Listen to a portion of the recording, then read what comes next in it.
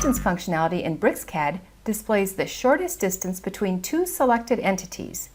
You might think of it as a simple distance tool, but it's so much more. You can click the distance value to edit it. The first selected entity maintains its position while the second one moves. You can select entities as well as sub-entities.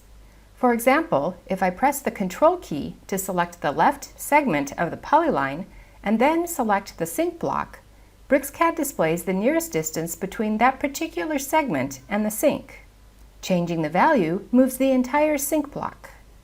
If I select that same polyline segment as the second entity after selecting the entity to the left of it, the second polyline changes to accommodate the new distance. Imagine the simple task of drawing a rectangle before you know exactly what size it should be. How many steps would it take you to edit it to the proper dimensions? Or would you even bother editing it?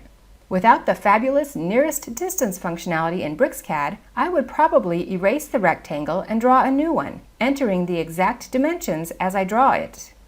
Now, you simply select opposite line segments and enter the desired distances. You don't even have to launch a command. Use the same powerful functionality to view and modify distances in 3D models. The editing uses for nearest distance are virtually endless.